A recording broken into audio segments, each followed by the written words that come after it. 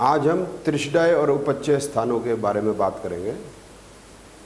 हमारे ऋषि मुनियों ने ज्योतिष का इजाद की थी और ज्योतिष के प्रिंसिपल, रूल्स, नियम बनाए थे।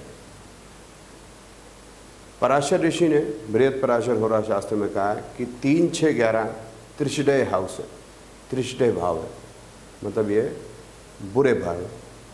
और 3, 6, 10, 11 ये जीवन के स्तर को ऊपर उठाते हैं। अब एक तरफ तो ऋषि कह रहे हैं कि वह बुरे भाव हैं, ऊपर से ऋषि कह रहे हैं वह ऊपर उठाएंगे, तो ये विरोधाभास क्यों, ये समझने का प्रयत्न करते हैं। आप जानते हैं कि तीसरा भाव पराक्रम का है, शौर्य का है। छठा भाव श्रम का है, कार्य, नौकरी।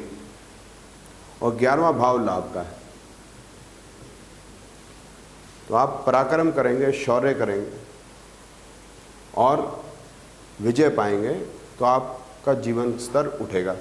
आप मेहनत करेंगे, श्रम करेंगे तो जीवन का स्तर उठेगा। तो उपचय स्थान हुए, ये बहुत आसान है समझना। और 10वां जो भाव है वो नेम, फेम, पोजीशन, स्तर का है। तो 3, 6, 10, 11 जो उपचय भाव है। अब ये समझने का प्रयत्न करते हैं कि यही भाव जो इतने अच्छे हुए, तो ऋषि पराशर ने इनको त्रिशदाय भी क्यों कहा।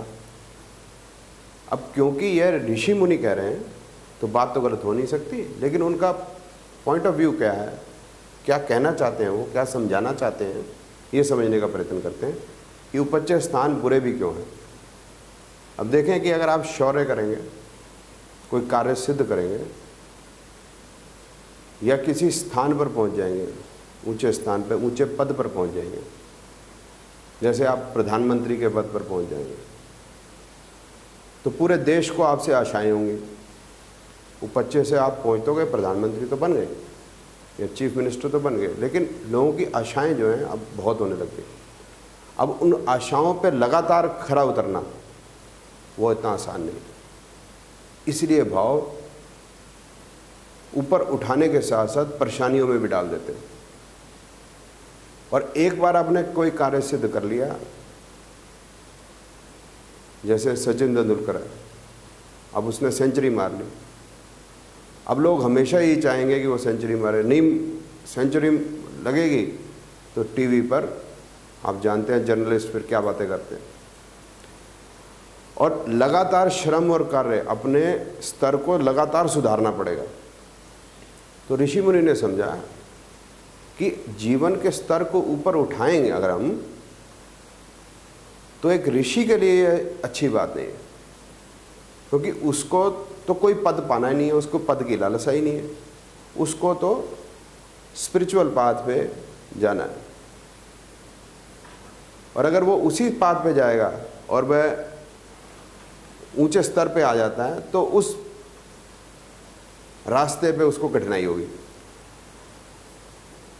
तो इसलिए उन्होंने इसको बुरा कहा कि पद की कोई लालसा नहीं, पद का कोई मतलब नहीं, सिर्फ स्पिरिचुअल पाथ और ज्ञान अधिक से अधिक लेना है।